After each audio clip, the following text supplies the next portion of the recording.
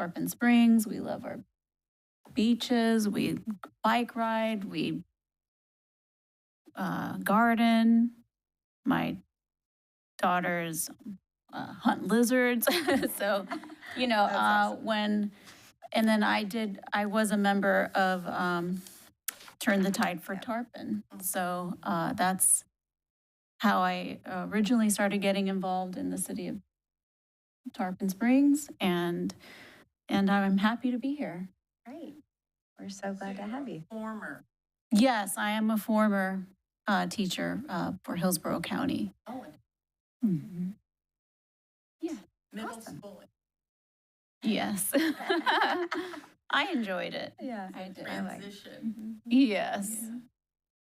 And then we also have another new member here, Dr. Scally, who is participating as an observer tonight, as her term does not officially begin until October 1. So you can introduce yourself tonight if you want to go to that. Yeah, just go to that podium, Mike, so we can make sure it gets recorded. Yeah. Yep, Dr. Melina Scally. I've lived in Tarpon for 13 years. Moved here as I was largely pregnant with my firstborn. And we fell in love with the community, and, we knew we wanted to raise our family in a smaller town because I spent a lot of my formative years in Alaska, where it's very, small and intimate, and I knew that would be really important for my family. I'm a local business owner. I have a private practice here in Tarpon. I also co-own a small private gym on Lemon Street, and I really wanted to start getting involved in the community and the local government, and felt the best way to do that was a bit of trial by fire, to do Citizens Academy, join a board that I'm passionate about, and see how it works from the inside. So what's your business that you own? I have a private practice that does psychological services, Keystone Psychological Services, and so we do therapy and psychological assessments.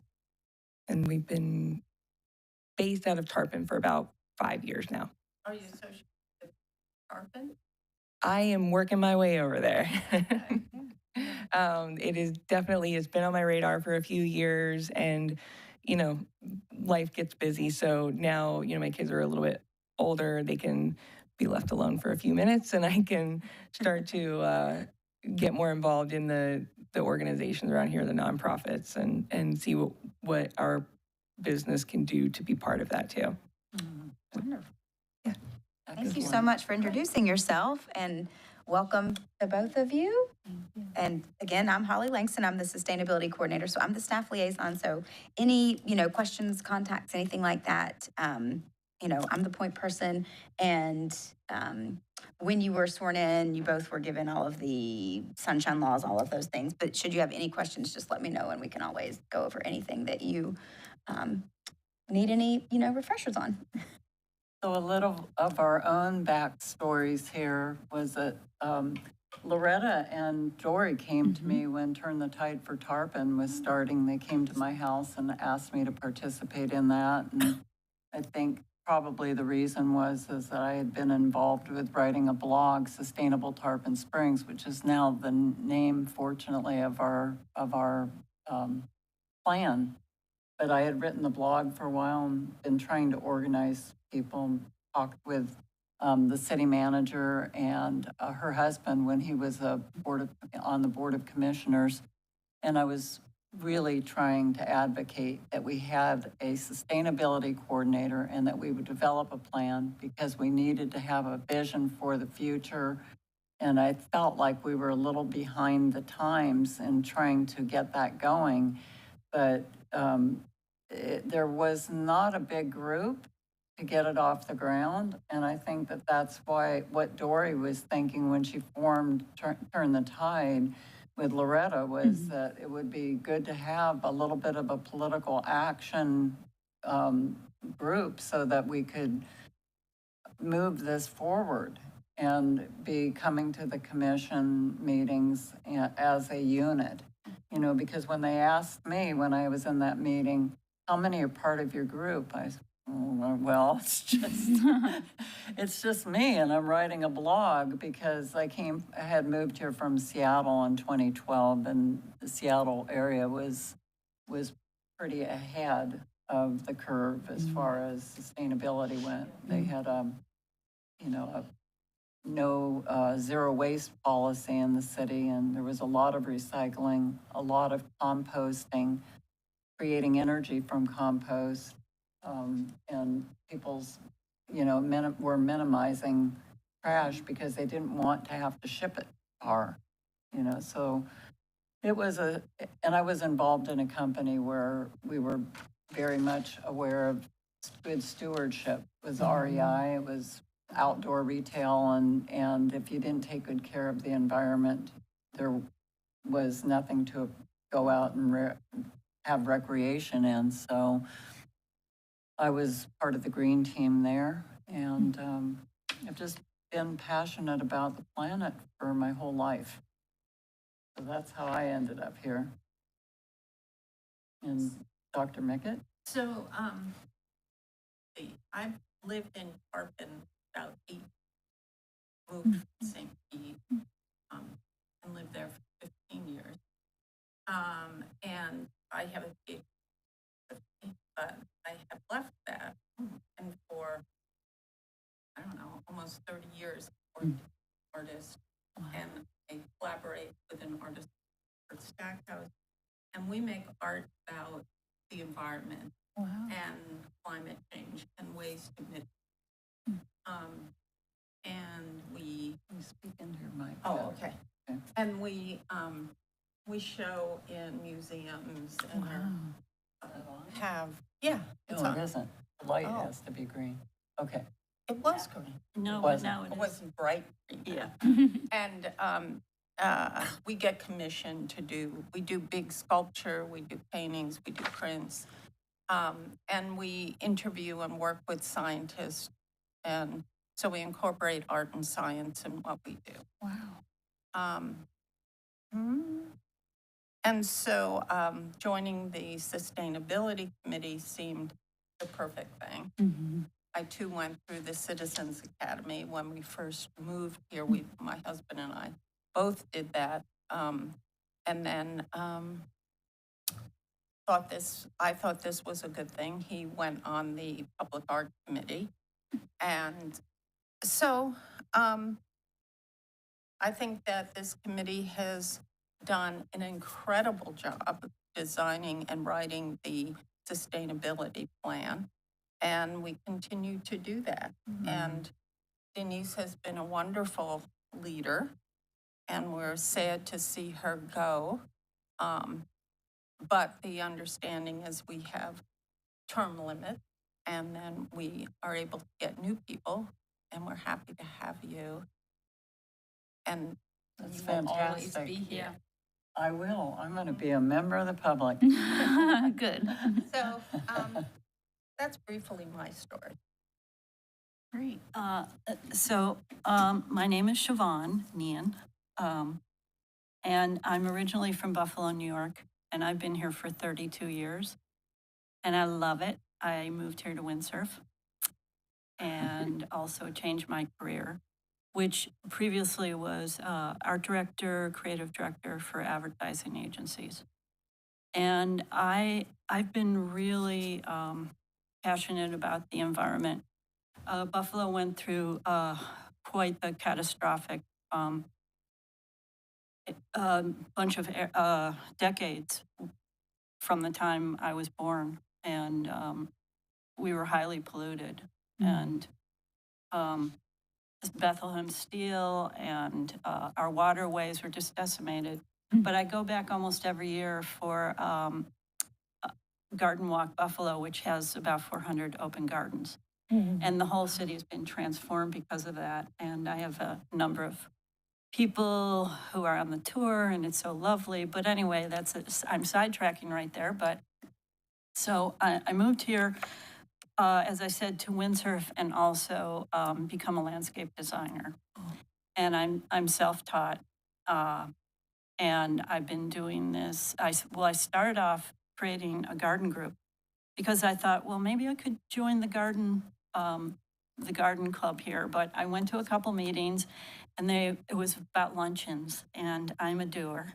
And so I thought, okay, I'll join this, and I'll be digging all the holes for these ladies. And so I started my own group called the Garden Fairies. And we did about 20 years, and it was a co-op. And after you joined us for three times, we would come to your house and do a transformation. So that's how I taught myself. And then after a while, after like 5 years, I'm like, oh, I should be paid for this. So I transitioned into a paying situation. And now I do large and small projects. I'm currently doing a huge estate in Safety Harbor, 2.5 acres with 2 large ponds. And just a huge, huge project. We're into like $250,000 right now on landscaping. And I love what I do, and I hope I can keep on going as long as I can.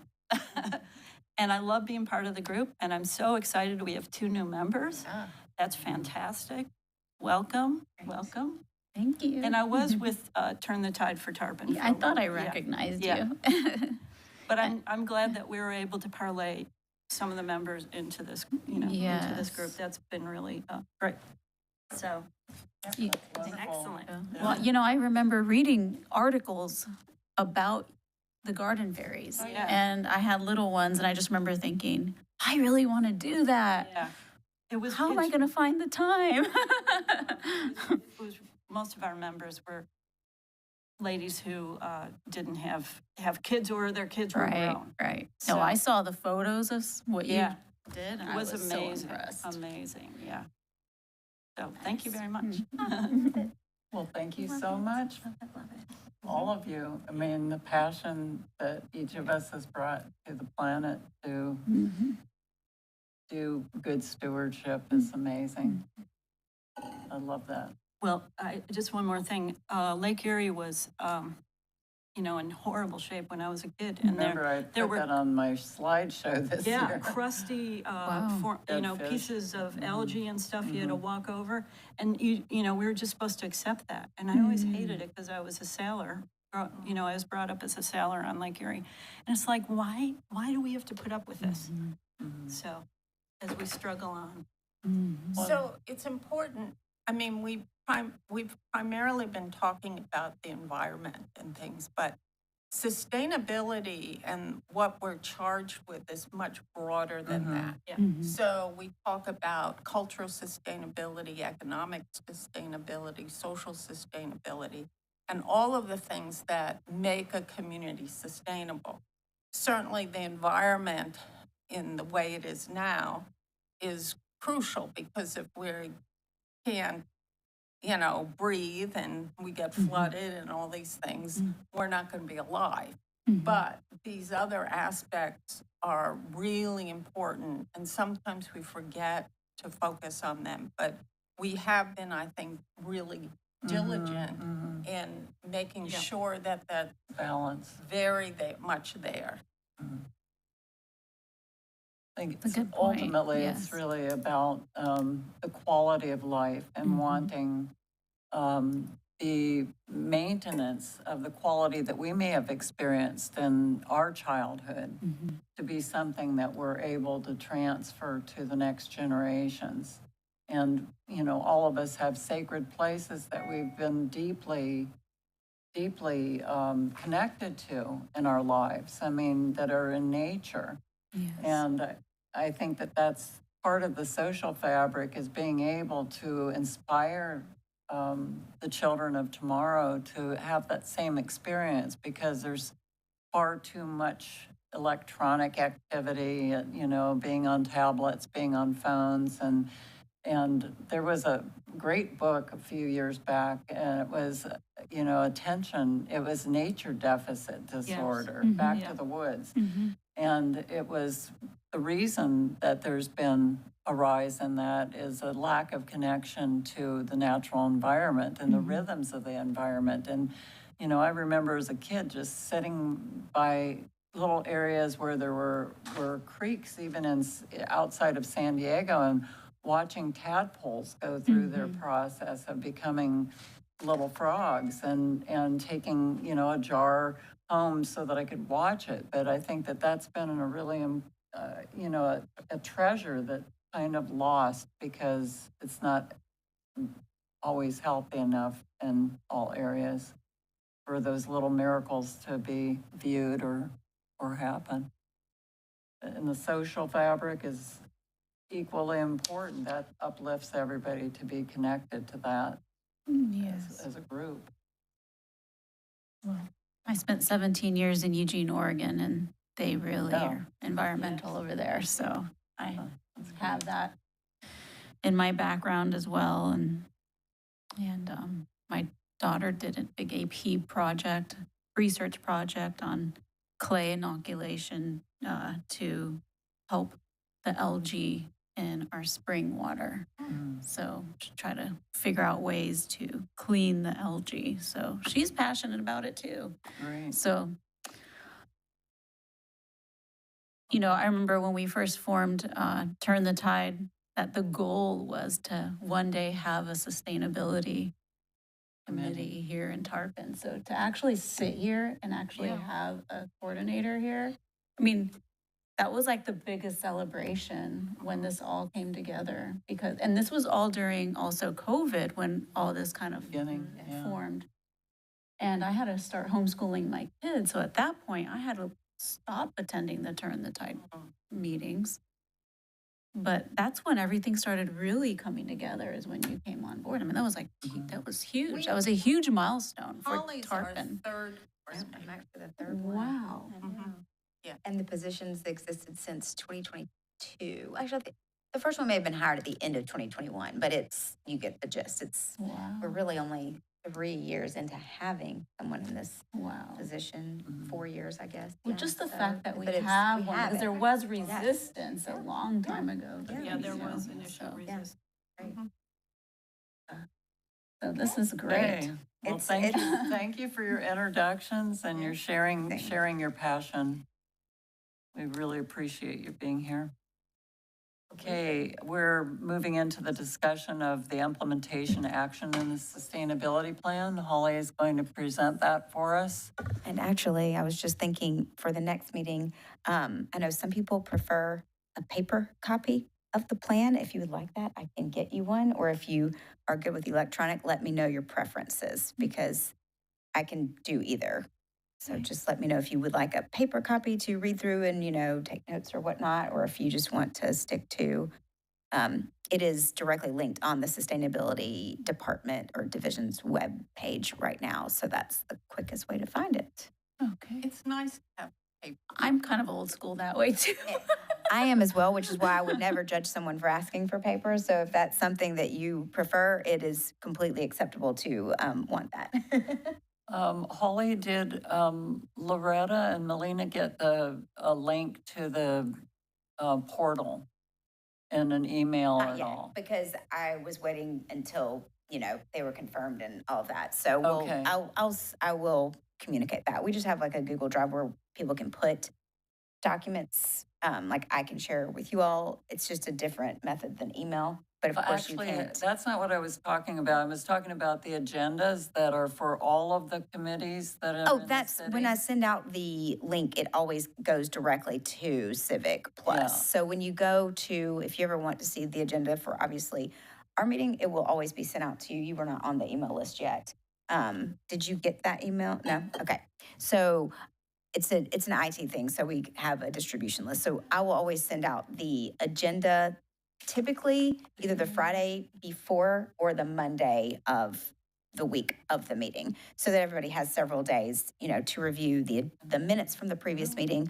And it links directly to our portal where all of the agendas and all the agendas for all of the public meetings are held. So that goes through. You can link it through the website, and then I send the direct link to our agenda packet as well. So just always look for that approximately a week before, like the Friday before the meeting. And that is where the information is. So just to orient everyone, oh, there are the minutes. Okay. So typically at the beginning of each fiscal year, we just kind of talk about the priority actions that are coming up. So in the sustainability plan, we have a list of 50 actions that are done in a timeline, sort of starting, each one has a starting year and each one has an implementation timeline. So in each fiscal year, we have about 7 or 8 new actions that I start working on from the staff perspective and we start discussing in some capacity here in the committee. So our fiscal year starts October 1. So of course we get a new budget, new funding, and that's kind of when we start working on these things. And this year we have 8 new action items. So I was just going to kind of go over those. And again, that doesn't mean they will all get done in one year. It just means that we will start looking at and doing, strategies for how we're going to tackle these for the timeline that each of them is given. So most of them have either a 3-year implementation window or a couple do have a longer time frame, which is 6 years. So some of them we will be working on for about 3 years. Some will have a little bit longer to get to, hopefully, some results or kind of final point with that. So I'm just going to kind of go through each one and talk about where either it stands, if anything's been done, or what kind of the goal is, just to orient everyone in our discussion. I'm not going back on the 2024 or 25 yet, just because it would be a lot to do that all in one night. So we're just going to talk about forward, what we're doing. Okay, so action 12 and 8, which are very interwoven, relate to funding strategies to acquire, create, maintain parklands, and also a financing strategy to acquire land or easements. So these also relate back to an action that was actually a 2025 action that has not been started yet, which is a parks and open space master plan. So the city has plans to undertake that process in I believe starting in fiscal year 2026. So in that process, obviously multiple departments will be involved, the planning department, parks and recreation, or parks and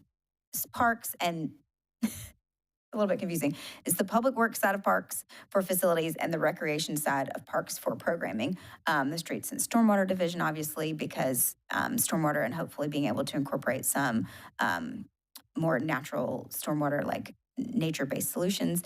Myself for sustainability, as well as our floodplain manager, just talking about, again, the open spaces and the prioritization of all of that. So all of those really link together very closely. So hopefully I don't think this will be something until the actual calendar year of 2026 that we'll be even beginning to talk about, but it is on the very soon radar.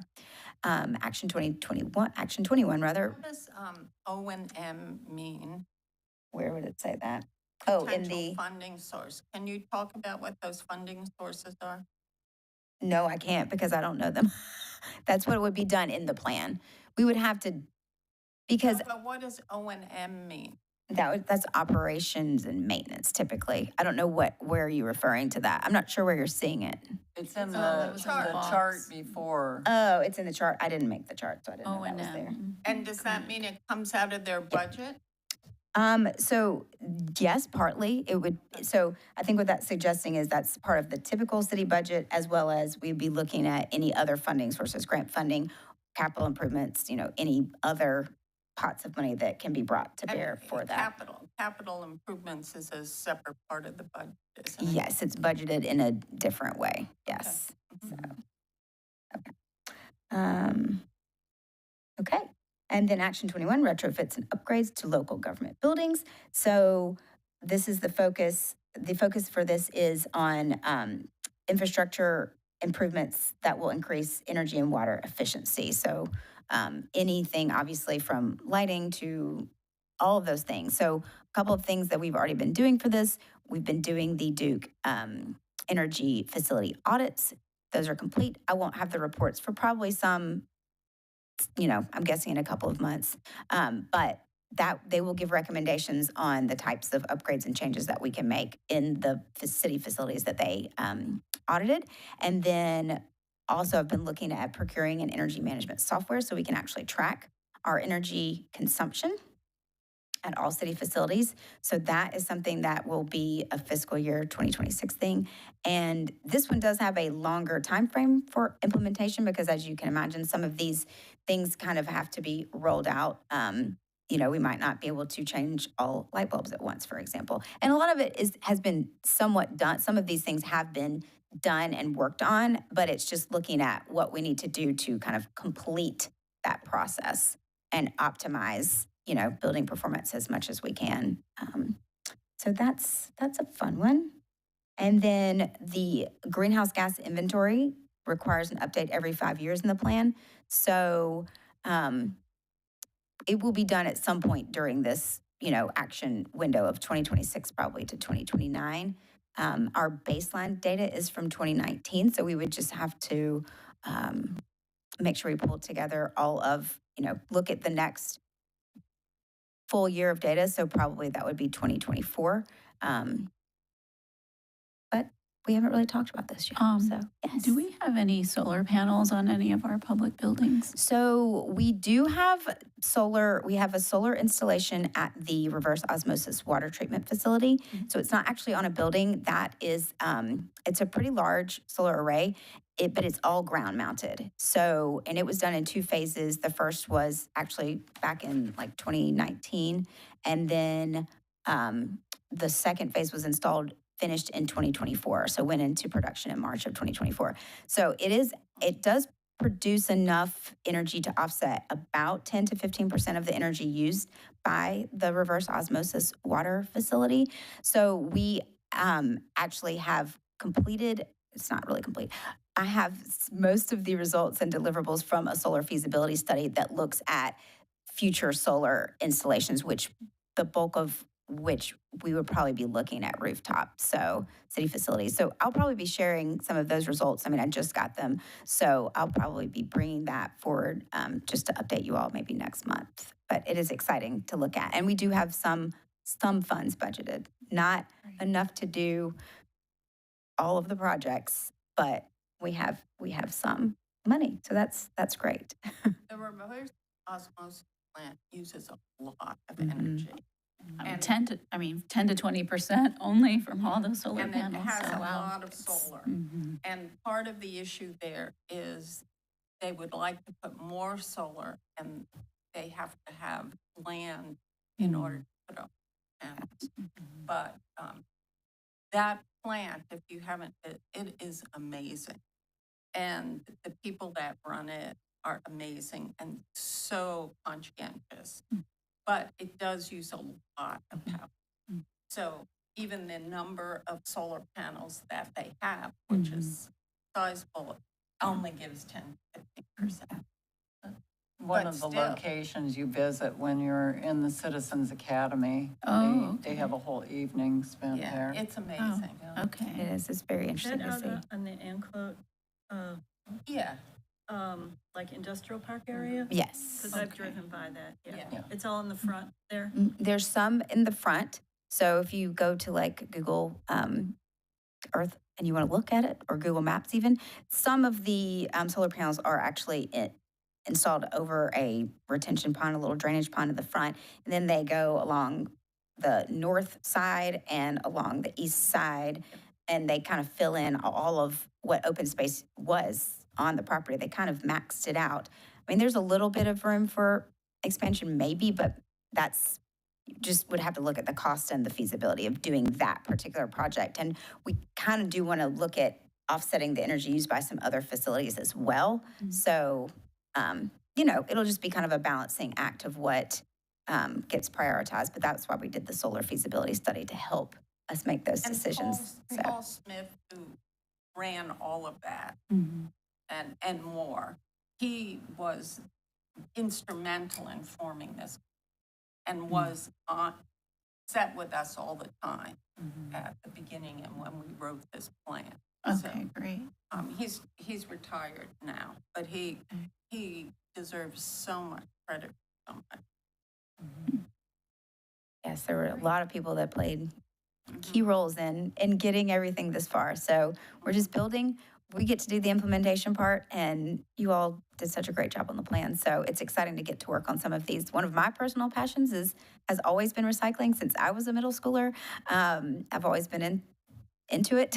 I don't know how to say it other than that, but Action 22 is work on increasing our solid waste recycling rate participation to 40% or greater. So that is going to involve a lot of education and outreach, just a lot of working with our solid waste division, a lot of working with our waste hauler, which is WM, coordination, just utilizing all the materials that exist on the county level. So there's really there is a lot of work being done in waste reduction right now. That's a big action in the sustainability just arena, period. So this is incredibly timely, and I'll be looking forward to working on it. It does also have a longer implementation timeline because, as you can imagine, just getting people to kind of start thinking about it and then start doing it, it takes a little bit longer sometimes to get the buy-in and to get people in action. So this is a 6-year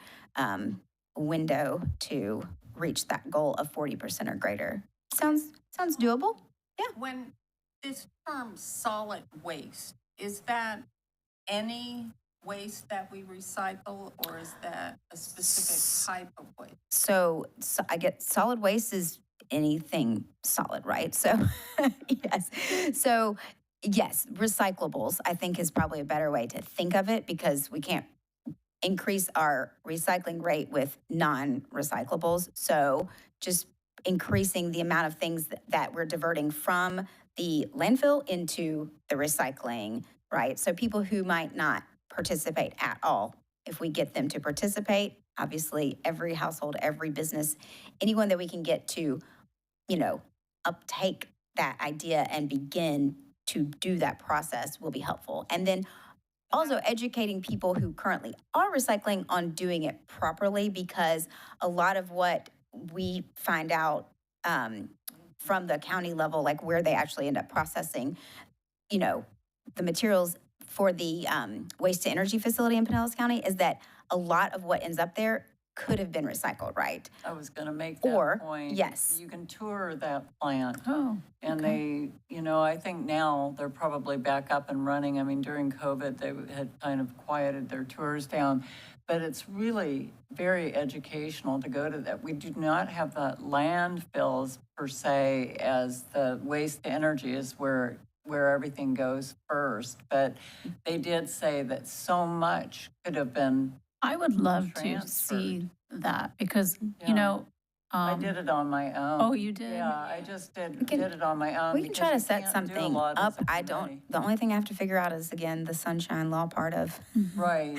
taking committee members out together. But we will come up with a way to make that happen. Because we met somebody from the recycling. So those are a little bit different, though. So Yeah. Pinellas County, our solid waste that's not recyclables, that's not picked up as recyclables, goes to the county waste to energy facility. But then WM is also our recycling provider, and the recyclables go to a waste management facility to be sorted and processed, and that is separate from the county solid waste division.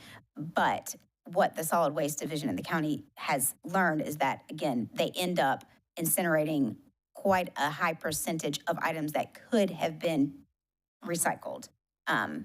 And another way, of course, to talk about this and get people to maybe just do things just a little bit differently is just explaining the contamination. Because of course, if a load of recyclables is picked up and there are contaminants, then those will also end up in the trash. They will not end up being recycled. So just building trust around, if we do our best to share all that information, that the process will be done, to the best of the ability of our providers. So everybody plays a part. Know how many people in Tarpon recycle? I don't have like a household count or anything like that, just because I haven't been, recycling is not under sustainability. It's under Public Works and the Sanitation Division. So in October, we'll be meeting with our sanitation division. We have talked about this, and we have had multiple conversations, but the concerted part of working together and figuring out those metrics, that's something that we'll need to start with, right? Is understanding where we are and how we get to the goal that we have. Businesses recycle in Tarpon? Because in St. Pete, I know businesses did not. I'm recycle. honestly not sure. I don't know if, I think so. I don't, yeah. I think So it's that's, just residential recycling. And it would be good, given the amount of paper Mhm. that businesses use and drinks. And, Right, Yeah. Aluminum and glass, I mean, Right. those would be, those are. right. It's definitely Restaurants something to look throw- at. The amount that restaurants Mhm. throw away. Yeah, But it's, that is always been an issue, that if you're commercial, like in St. Pete, I lived in a commercial building. Mhm. We owned a commercial building and lived in it. And we didn't have recycling because we were commercial, even though we were residents. right, But we took our own, sure. we took it somewhere Which else. is always an option, but I know that for some people that might not work. So That we doesn't- want to yeah. look at how to bring it to them if possible. But I have to say that, I walk my dog every morning, sometimes 2 miles. And on Thursdays, when it's recycling day, most everyone has recycling out. That's great. And so I think that it's well used in, at least in the area I walk in. Sure. So I think people are really conscientious about it.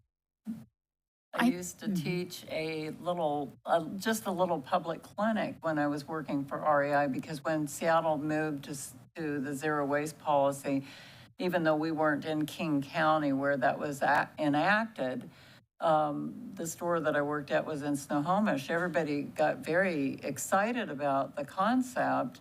And so, we just had a little opportunity to share, kind of a forum. I did a presentation moving towards zero waste and what that would look like, and how just examining everything you threw out and asking yourself, can I do something differently with these things? Like, one of the simple things that I did was start to take little containers to restaurants with me instead of accepting styrofoam or plastic to have my food, my takeout or my leftovers in. And it's amazing how, a lot of countries, they always did that. In India, they take their lunches to work in these big 3-tiered tiffins, and we take those when we go to the Indian restaurant, and people talk about it. Just an action that you choose to do is an inspiration to people around you. I went to Little Thai today with a friend, and I took my container in. She goes, "Oh, you brought a container to take your leftovers in." And it just a light goes on, So little things that we do, it's so much easier to be an example Yeah. than to be a preacher. I usually Definitely. eat all my That's food. true. That's also an option. Well, I I do, but I said I usually eat all of mine, so I don't have leftovers. I think before we move on, Sure. I think there's a lot of confusion on what can be recycled and, Right. like, I know back in the day when I lived in Oregon, boy, they left a note if I did something wrong in my box. Next time, and they would check off what they saw what was wrong. Wow. And I don't know That if was something the way like it was that. in Seattle too. Yeah, I mean, you it get was, fined. they took it seriously. Yes. And I think, I know just from casual conversations I've had with people who also live here in Tarpon, we've all kind of wondered, does this stuff really get recycled? I know. Well, that's what I was saying, of making sure that educating people so that we can build trust in the fact that if you do the best on, your part of it, that then we have to trust that it goes, and is processed correctly as well. Yes. That's And all we can do. I think that if we made the whole process more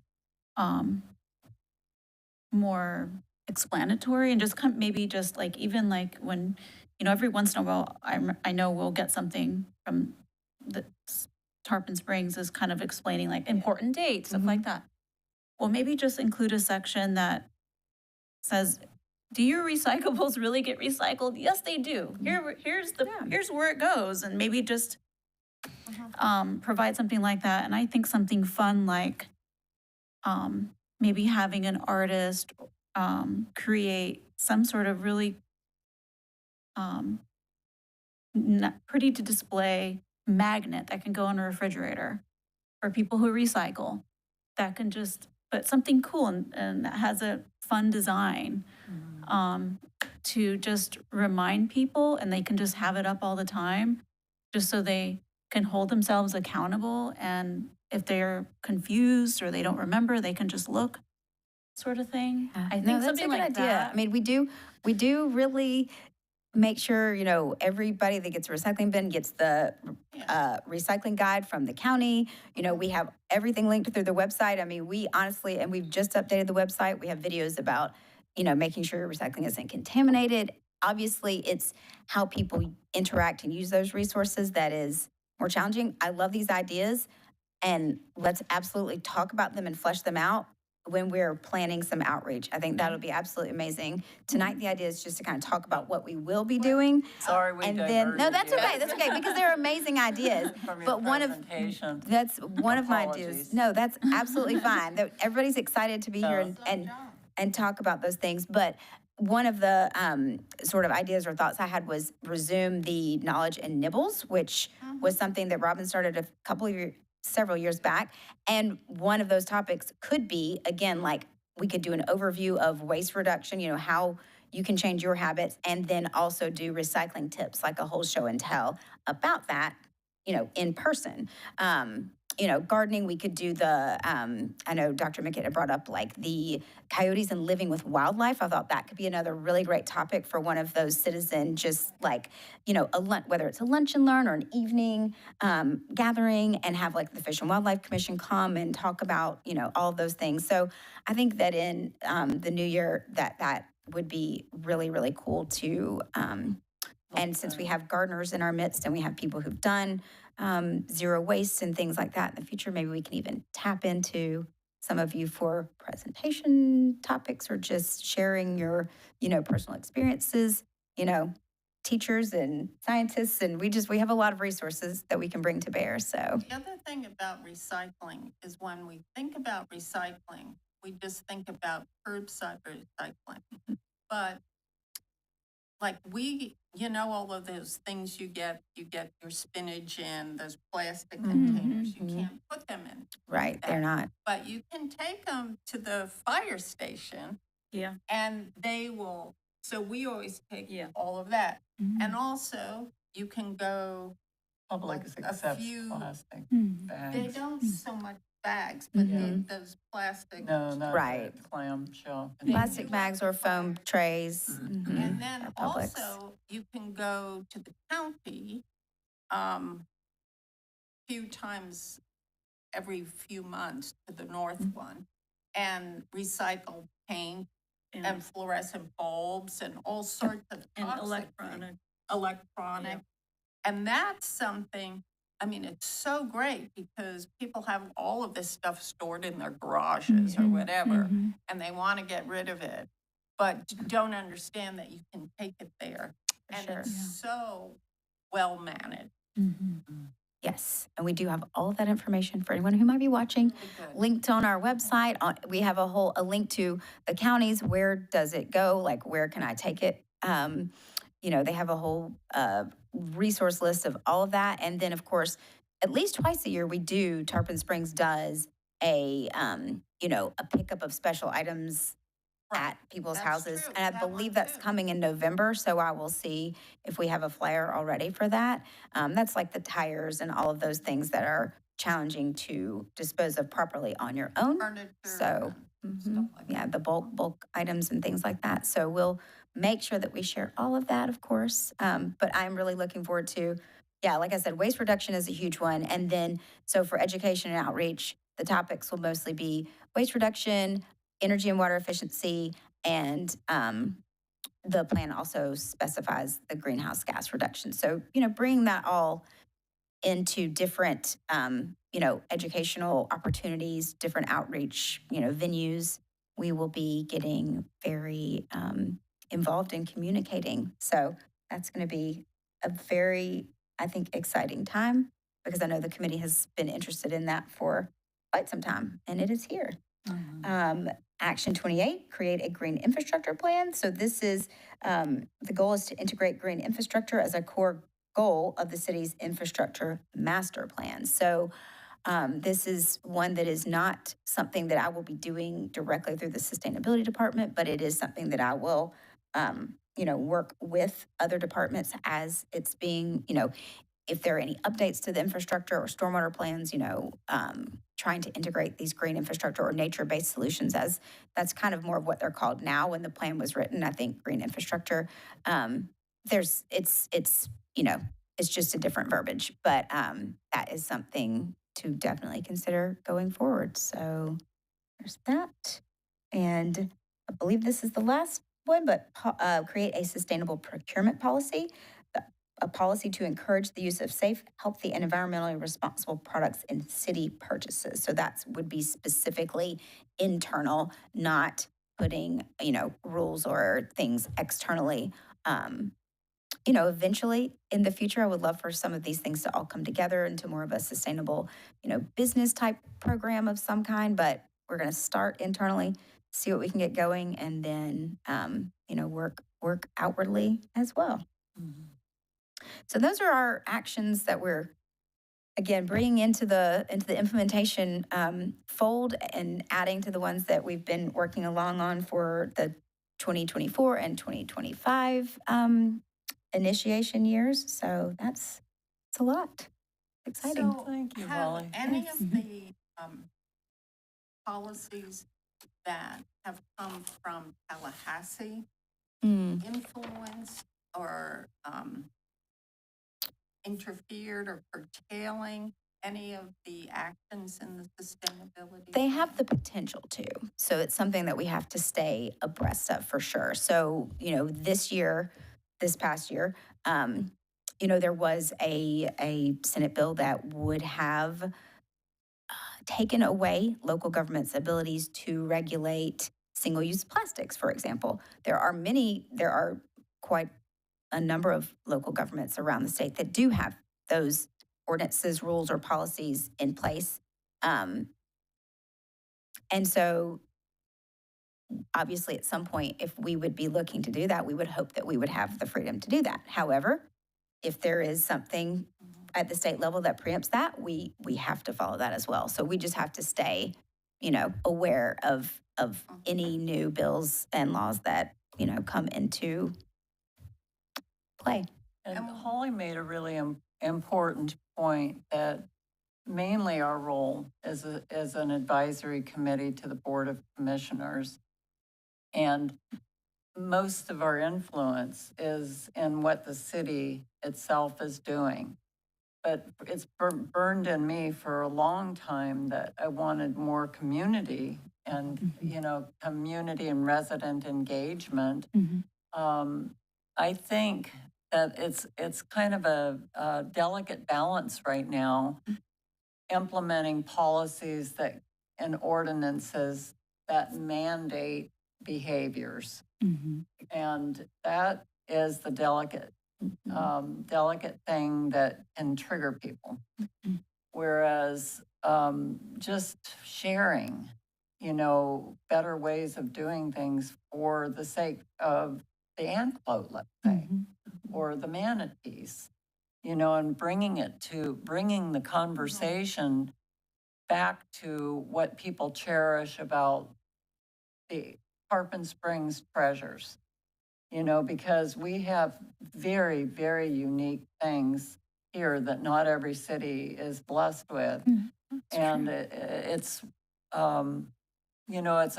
something that when you start mandating things, some people have a reaction to that, and the reaction is pushback that's not going to be constructive in any way. And I actually don't think that from human nature, and maybe now that we've got somebody with some understanding, you can say, that human nature is to get reactive sometimes when you're being told you have to do something. The inner rebel gets activated and I don't want to cooperate, And I think that is something that we're seeing occasionally. And, it's just inspiring and reminding people that there's better, more constructive ways of balancing our position in the community, with the animals in the community, with the vegetation and the waterways, and with the businesses. And that's what we're talking about, is healthy balance between all of these facets that make Tarpon Springs a thriving, wonderful, beautiful, quality place to live.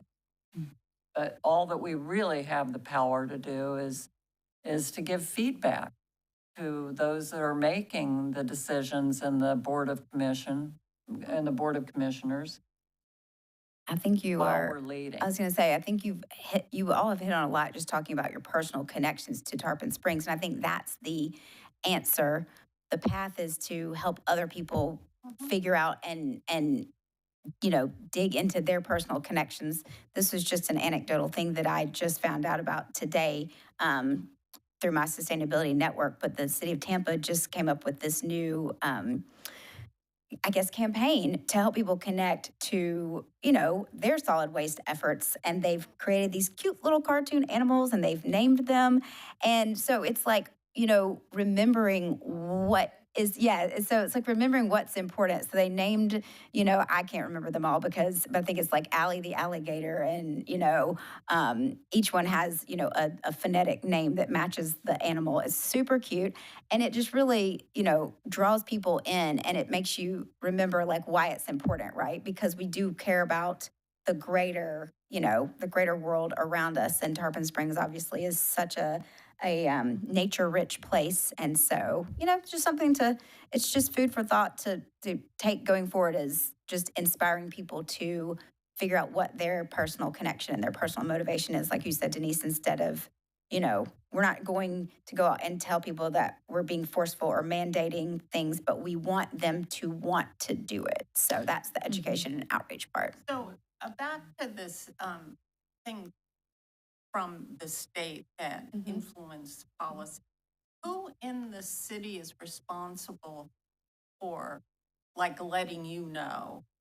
Is it the lawyer or the city manager? Or? Well, when new laws go into effect, Yeah. it is, yes, the city attorney would certainly be the person to make sure that we are, doing our Right. doing things correctly and obviously following that new law.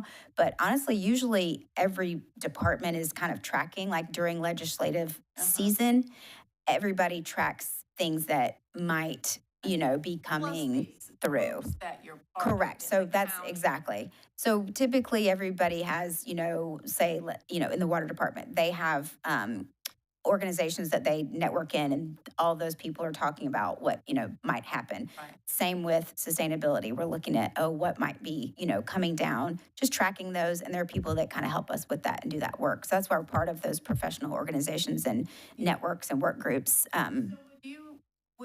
If things like that do happen, will you let us know? Sure. Because it would be helpful to Sure. know, That's a good idea. communicate Okay. that. I can absolutely do, when I get legislative updates, I can try to pass them to y'all. I can't ask you all to do things or try to influence you, but just to let you be aware, and then you can make the decision, correct, of if you wanted to take action as a citizen, you would certainly be entitled to do that. If you ever wanted to contact your representatives about potential things that were Compliance. all of those things. Yep.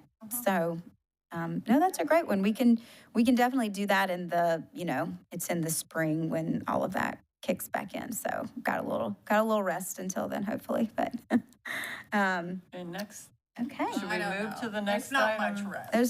There's not much downtime. It goes so fast. So fast. Okay.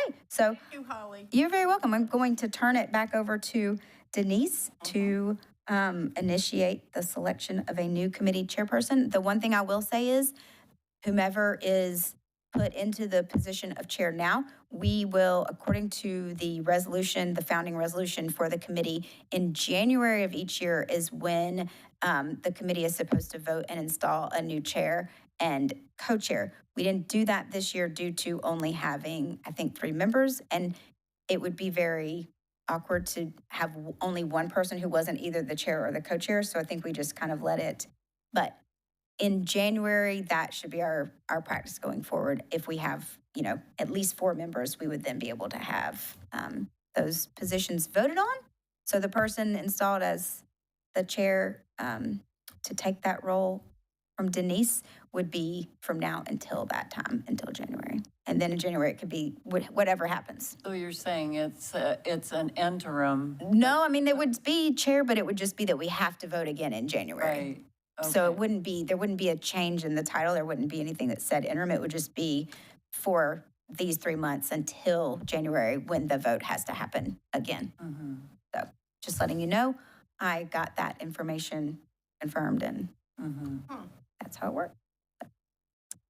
So as we open this up, the selection of the new committee chairperson, I'm just going to immediately nominate Dr. Mickett to take the position of the chair as the most senior member of the committee and someone who has been here for the duration of most of what we've done in this time. Would you accept that? I would accept that because I know I'm here for 1 year. And Okay. then, because I've been here the longest, and then after a year, and Siobhan's relatively new, then all of you will be seasoned to take over and move forward. Right.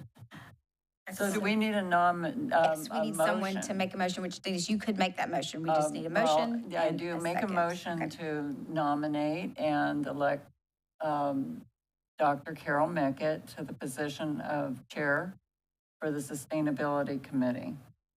I say. Do we need a second? Yes, Okay. yes. And all in Okay. favor? Aye. Aye. Thank you. Thank you. Congratulations. Oh, yeah. So is this effective as of this minute? I think it's, or- I think you it, no, finished because the you're, meeting. yes, because you're still in term, you're still in your position. So this would be going This would forward be at in the beginning. Some October meeting. will need to get together so you can tell me. like, Sure, what to and do. Holly too. Yeah, Sure, maybe we can the do 3 that. of us We can do can that. sit down and. Great. So, new appointees Okay. and schedule for the fourth quarter meetings. Yes. So this is the time of year where we look up and say, the holidays will be here before we know it.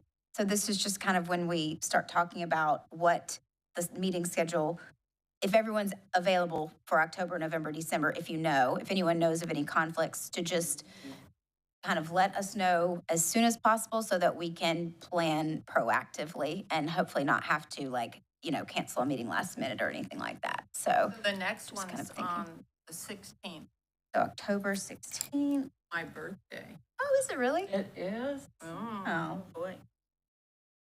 You live. It'll be like the mayor was there on his birthday Yeah. this year. that's true. That's true. Yeah, In he was going to August. come to an event that I was part of, and his wife said, "No, you aren't. We're going out." So it's October 16th, November 20th, and December 18th. Those are the third Thursday dates. I have those. So you don't have to know tonight, but I just wanted to put that out as far as, when you go home and at the next meeting, maybe if everyone is going to be available in October, we'll have our meeting. And then we can talk about, November and December if anyone knows of a conflict. We need to have 3 people have a Correct. quorum. So we will have 4 members beginning on October 1. Mhm. And so one person could be absent and we could still have the meeting, but if 2 people are absent, we cannot have the When meeting. was it in November again? November 20th.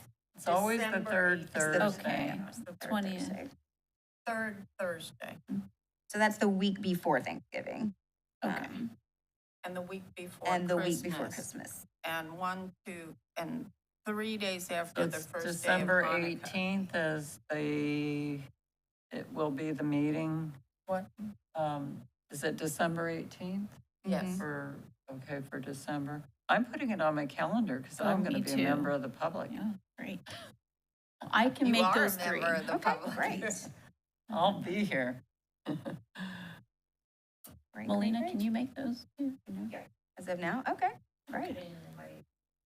Perfect. Well, Excellent. obviously, Well, things I think happen. that's going to be great to But it is, solidify. it is. Just a the point of group. information though, should anyone have a conflict that arises, just be sure to let me know ahead of time so that we can put the absence in for, the meeting and give, and Have an excuse. exactly, have it excused so that we don't, get into any, it's always better to know ahead of time. So if possible, that would be great. Then we have a motion to formally excuse you. Right. So it's not like you've missed, because if you miss a certain amount, You could be, in theory, asked to, yeah, we don't know, but it's. go just to want the it to- street tarred and feathered or Yes, whatever. we just want to try to run things as, according to what is Mhm. proper as possible, so. Okay. Yes, this committee has tended to be a little less formal than the larger groups, like the Board of Commissioners and P and Z Board, Mhm. because we've had the luxury with fewer people to have a little more discussion. As we get more people. And it's a newer Robert's committee, rules right, I of- was gonna say, I think sometimes It it was takes. newer, yes. Right, time to get footing, but everything's been going very well, I will say, so we'll just, continue, and great. All right, so the items for the next meeting agenda. Goodness. Your thoughts, my friends? Did you were going to see if Barbara Hoffman could come and talk about the wildlife and the coyote thing? I can look into that. Yeah, I thought that we were going to have that. I think that that's important to get. My thought is if we could do that for a bigger outreach though also. So if you all would want someone to come to the committee, that's certainly a starting point, but just understanding that we don't typically have a large, Well, audience. what I'm thinking but- is to have her come and strategize with us about a plan for communicating to the community about these things. Like how. She was saying coyotes in the neighborhood so that people don't go ballistic over it, but they can address it in a nature-friendly manner. And people have been killing them. I mean, that. Really? Oh, yeah. And, that's illegal. Not only is it illegal, it's completely unnecessary. And that's why I think that having somebody, but she's at Booker Creek, and and then we can strategize about how to make it out to the public. Yeah. Because I think that there's a misunderstanding. And there's a misunderstanding about what to do and who can help And also, we talked about new residents who move here and are completely unaware of our flora and fauna need. And they just freak out over the Anole lizard and the turtles and, Yeah. And then there's stuff in the water, which she's very versed in because we had her come and talk to, my husband used to be head of Friends of Howard Park, and we had her come and talk about, who Barbara Hoffman. yeah, about the marine life, and it was fascinating. We learned all the different names for things. Yeah, I see that it fits because in the actions that you were discussing tonight, part of the connectivity to wildlife corridors and preservation is part of it. But I think that we might need solutions in the interim of having these corridors laid out and understood by the public, Yeah. just to protect our connection. And what the the city's responsibility is, what the county's responsibility, what our responsibilities are. And what's her It's name? very timely. Barbara Hoff. Barbara Hoffman. And We then- saw somebody representing, actually it was Julie Wade, who was representing Brooker Creek at the Eco Fest this past week. Yeah. So Barbara is the director. I thought she was the director. I'm not quite I'm sure. not sure. I know But that, she's- yeah. Okay. Very invested. Okay. And one of the priorities in the Board of Commissioners meetings still has been, the stormwater project. And we've had the desire to have the stormwater manager be able to come and speak with us, but she's been so busy since the hurricane. Oh, floodplain Floodplain Floodplain, management. I'm administrator. sorry. I can ask her again as well. Now, another person that we might want to consider is Mallory Dimmitt. And she's CEO of the Florida Wildlife Corridor Foundation. If you look at the map, the only problem with that is the actual Florida Wildlife Corridor is pretty far away from Tarpon But Springs. we're There's talking not about really any. our own. We are, but that's a different scale. I mean, Yeah, we but- could definitely tap into all that. I would say if we want to try to segment things together, then we can So look at how, I can bring Mallory's that a friend in. of mine. Okay. And I saw her last night. And I'll ask her Okay. if there are things that she could, If she thinks it's if appropriate. she thinks Yeah. that. There's a, Because we're doing so much planning for the future. There might be a way to look way to the future. She's got such an expertise. Who is She's this? I'm incredible. sorry. Mallory Dimmitt. She's the She's part of the- CEO of the Florida Wildlife Foundation. And on our local PBS WEDU, they've had, they have a show about her and what they've done with the wildlife corridor. It's a fascinating Yeah. document. No, she's, their whole family is Is, yeah. part of environmental Right. things in the. Well, they were one of the largest landowners, like Stimmett. Yeah, well, they And sort of still yeah, and they still are, yeah. So, ran. agribusiness. Ran. And ranchers are Oh. incredibly thoughtful about. So anyway, I will chat with. Okay, I have another idea. Yes.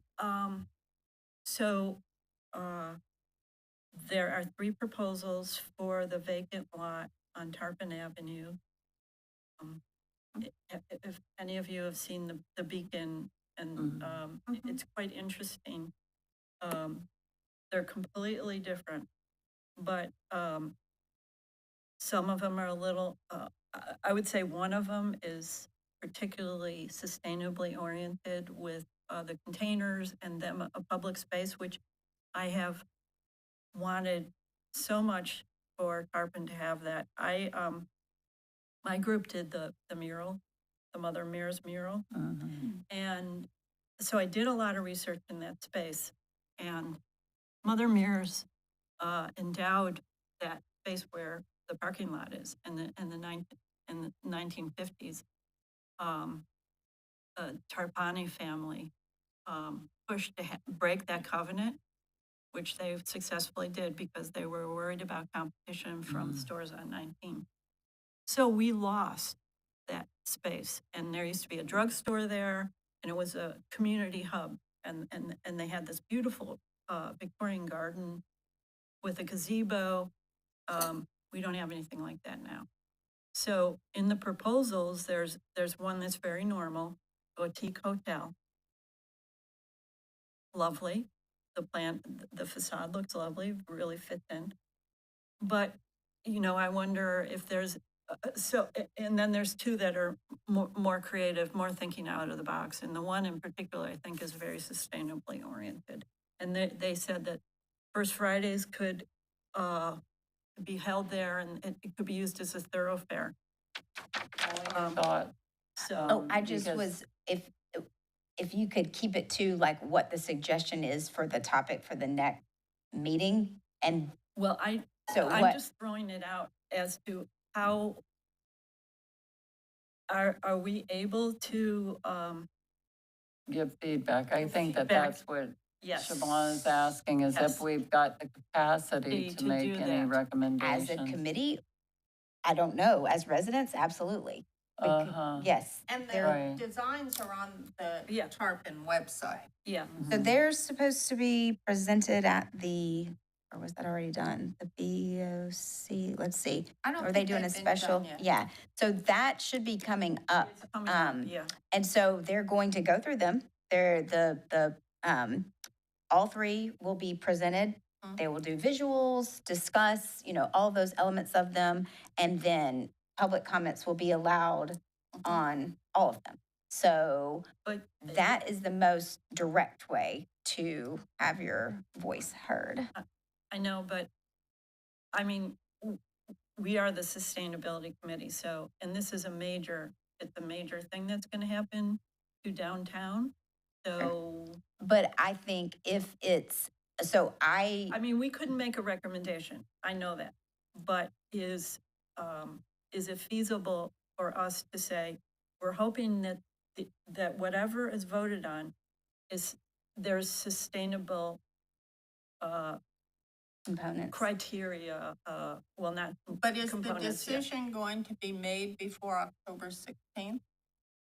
I do not know the timeline for the decision, and that's Yeah. the board, it's down to the Board of Commissioners, right? So there was a committee that reviewed the proposals, and that's all they could do is review them and then send the recommendations to the board, and then the board gets to see all the presentations, and they ultimately will decide who they want to negotiate. And I think with. you can comment on Yeah. about it. Yeah, Yes, I through would Connect recommend Tarpon. that, but I was going to say, at the point of committee comments, that it really is beneficial to kind of watch at least the Board of Commissioners meetings, if you can't attend them, because sometimes they're quite lengthy, but I'll just listen in the car while I'm commuting to and from work, or listen when I'm getting ready for work, and it really does help keep you apprised of the perspectives that each of the commissioners have and what they're discussing that are priorities for the city, for, the improvements.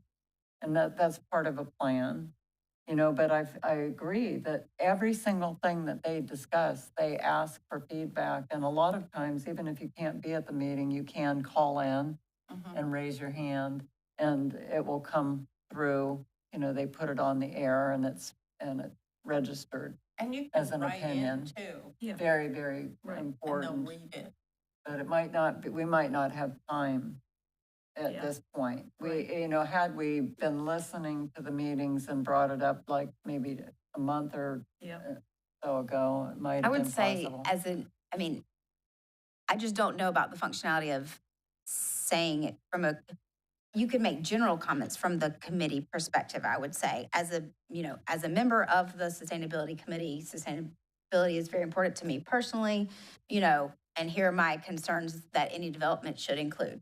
Whatever, you could do that personally. You might all have somewhat of a varying opinion that you want to express differently in your own comments. So I don't know about, like you were saying, the timing and any way to compile all of that into one might be a little bit challenging at this point. So I would just Yeah. strongly encourage you to make sure that your voice is heard and your personal, And preferences remember, and opinions. Siobhan, when the city manager was here and he said about the Mears parking lot, Mhm. that they There- were there- gonna build another eventual- garage and that'll Eventually, be that would be transformed. transformed, yeah. Yeah, That was great. yeah, that is. Awesome. Because, Dunedin is doing a fabulous job with event spaces, and we just don't have. Well, I think that's feedback that as individuals, we need to consider giving, but it's not necessarily what our feedback is for, is the sustainability of the actual city functions. City, Think you can speak as a member of the committee as far as, you know, I agree. That's your We don't have expertise and your that passion. agenda yet online, you Yeah. know, so we don't know what they're talking about. But as soon as, we can look at whatever the agenda items are, when they post them, how far in advance, usually maybe, a week in it, typically. so that you pretty have far in time to advance. think Mhm. about if you would like to go. If you're going to speak on an item that is on the agenda, you have to wait for the point where they've discussed it or opened it for public comment. But if it's something that you're just passionate about, that you really feel that the city needs to hear, they have public comments right at the beginning of their meeting. And that's a good way to, Well, I believe they'll open the comments on this item after the presentations have been done. that's what I'm So- saying, yes. is So it that, won't be in that the if it's on the general- agenda. Right. If it's on the agenda, the public comments will be done at the time that they're discussing it too. Yep. But there's a set order that you But kind you of follow. can, if you're not going to be able to stay till that item comes on the agenda, you can make comments in the beginning at public comment. Hmm. They I let don't you know. do that. I've Yeah, seen it, I would say seen it many. the way that I believe the mayor is doing it now is someone could express the desire to do that and then they could, yes, Mhm. make the exception I saying, have to, I correct. can't say that I want to say Yes. something. And they're But always good about that. I would strongly recommend going to the Connect Tarpon page about this to start. Yeah. Like you were saying, review the proposals, submit, engage with it that way Mhm. for sure as well. Well, and I'm just recommending that everybody does that. Yes. And Yeah, I think it's a look good at it idea. and give feedback. Hey, Holly, did you have anything that you felt needed to go on this agenda? For next month, I guess it will depend on, just the amount of time, if we're able to get other people to come. But if we need something, I could do an update on the solar feasibility Okay, study. We could talk about That that would be- and the priority project that we're going to try to, work on through that. So that's probably the most current topic. And how about, is there a new budget or is that, there'll be a new budget, won't there? So last night they did the they did the reading, and I think that actually was That passed. was probably it. I think that was it, because then So could it's next, end in of the- October meeting, could you relay any relevant items on the budget that are connected to sustainability? sure. That can would do be that. useful to know that. Okay. And it is all available. If you ever want to look at the city's budget, it's Very all dry. online Yeah, and it very is dry. is fun hundreds of pages, document. yes. But one thing that I've found is that you can search, within it to get to That's why I a want you to tell particular, us. yes, so I Because can do I've that. held the budget and. It's like, a lot, it's a oh, lot. Yeah, it's Okay. a lot. Yep, we can do that. That'd be great. That'd be helpful. Great. Okay. Staff comment. Okay, cool. I will just give a brief update or a summary, I guess. So EcoFest was Saturday. Denise came for a little while. It was a beautiful morning. It was pretty busy. There were a lot of families with, younger kids there interacting, playing games, doing the water slides. We interacted with quite a few people. I had eco-friendly dishcloths. We had water, like sprayers for gardening to help conserve, or to show people to use the lower settings. We had some Little just faucet yes, we had attachments. the water, like the aerators that save a little bit of water for faucets. We had dog poop pickup bags, reusable bags, just things to help people make little choices in their daily habit patterns to be a little bit more sustainable. That was great. If anybody wants an eco dishcloth or a sprayer, I brought extras. I also brought a bag for you, Loretta. I usually do,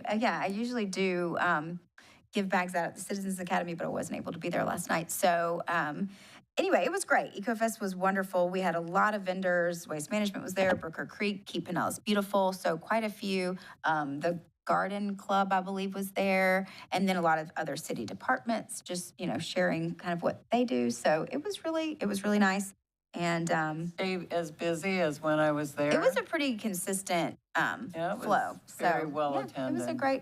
it was a well done event, and the recreation department does a great job setting up these citywide activities. Really great. Just a reminder, the International Day of Peace and the Peace Pole dedication is this Sunday at 4 p.m. And that is at the field beside the splash park and dog park as well.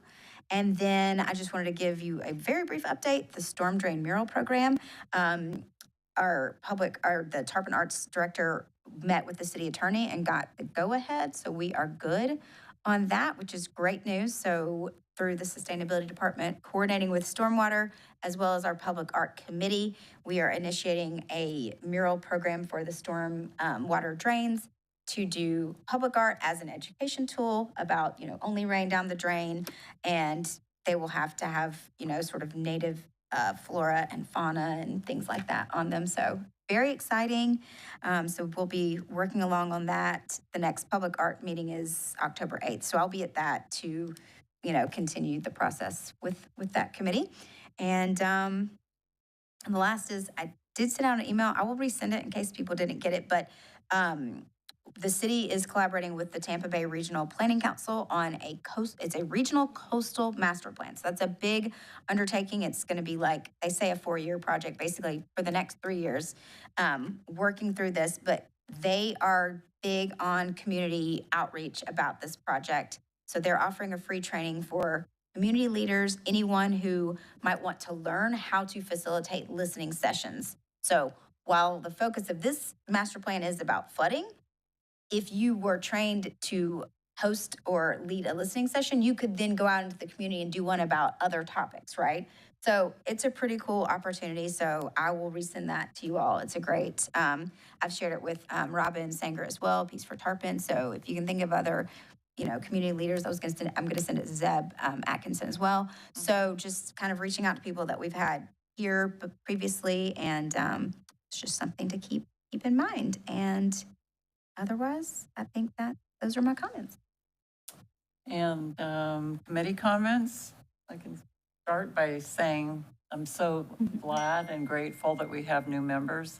And if you really kind of want to see some of the things that we've done in the past, there are links to the sustainability plan. It's pretty simple to read what the actions are. The most recent accomplishment, in conjunction with a lot of city departments and our arborist that was part of Tarpon, was the Urban Forest Management Plan. And it is a beautiful document, and it's really fun to just go through it and see how that is implementing the concept of net zero loss of canopy in the town, which helps mitigate the urban heat island effect, keeps temperatures cooler, creates climate that's more pleasant for everybody when the streets are covered and the not radiating a lot of the sunshine back. So that is a beautiful document. I was so excited that we were just part of giving feedback on that on a regular basis, and finally been published. Is there any update on the arborist position? I believe that we have an arborist starting next week. I'm pretty sure she's coming in next week to start. So until it's all final and she's here, because I'm not in, she's not in my department, but she will be under the planning department. So I'll be working, obviously, very closely with her.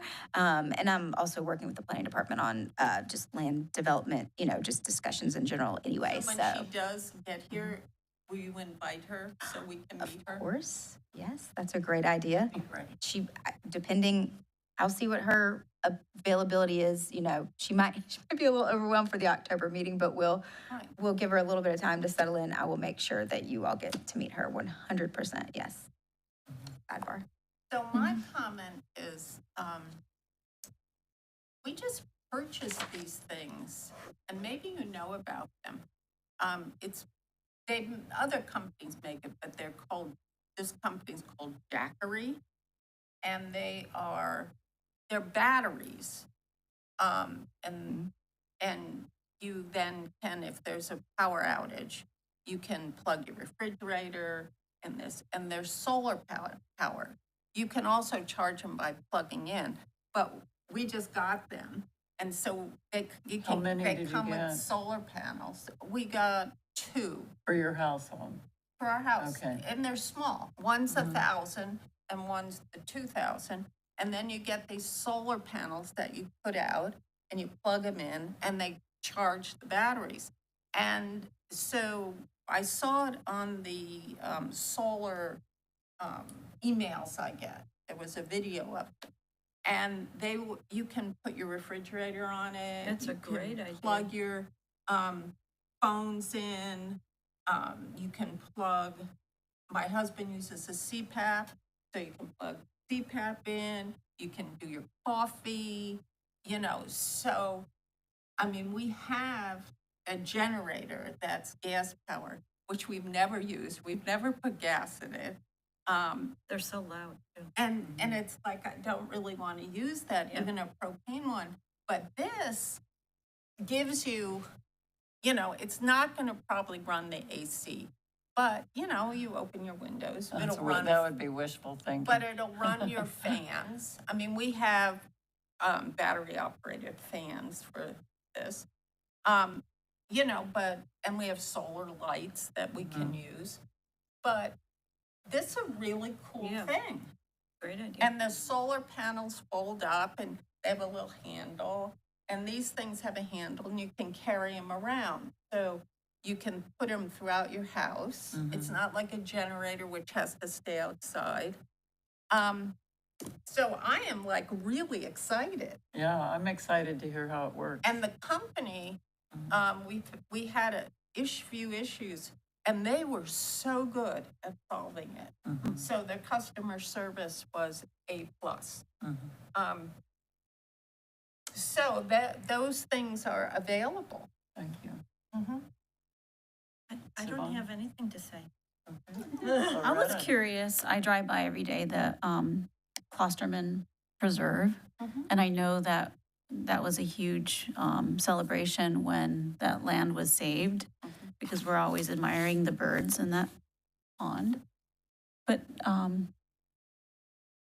is there going to be any sort of, well, what happens to that land now? I mean, I know it's going to sit there, but does the city of Tarpon Springs maintain that land? Or, No, it's not owned by the city. No, It okay. was, the county now okay, owns it, so the county maintains it. right? The county purchased it from the school board, I believe, is Right, the okay. transaction that Okay. occurred.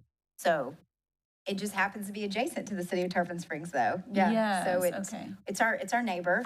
So it feels like it's, right there. You know, sometimes, I mean, there's not really, I mean, you have to basically park like in a perpendicular street, but it would be really nice, I don't know if it's possible, but maybe just to put a bench there on that sidewalk, just so people can sit and look at the birds, because sometimes there's roseate spoonbills there, there's such an array of really rare birds, and they're all There's that clustered there. not-for-profit that was part of raising all the money. I Yes. mean, I think contacting them to help enhance it would be completely I appropriate. mean, it's just such a showcase, that pond, because we get really excited when we drive by. We're like, oh my gosh, did you see?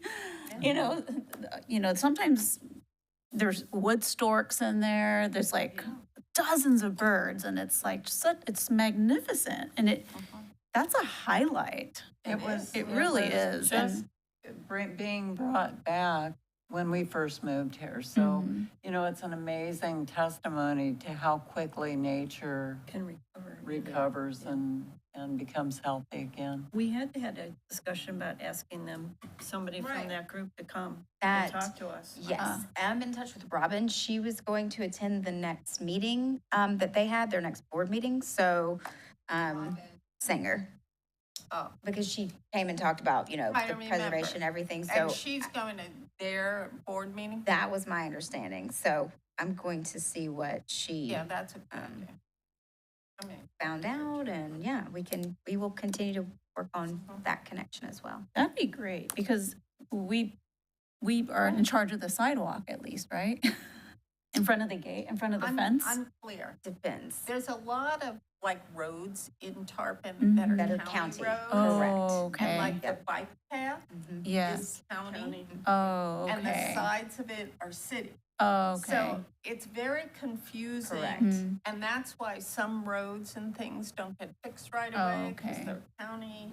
Well, And- Tarpon Avenue is state, Oh, interesting. so there was all this stuff a while ago about the trees Mm. and the crosswalk.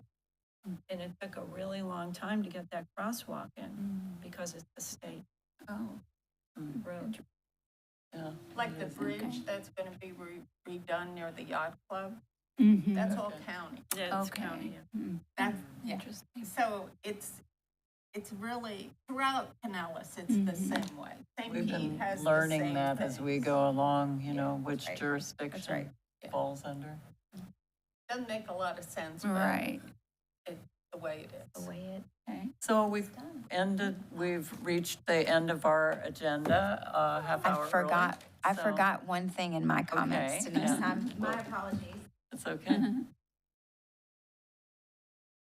My comment is Oh. to thank Denise so much. for Thank her you, service. thank you so much. Just a couple notes Aw. and just to say thank you for your Very much. time.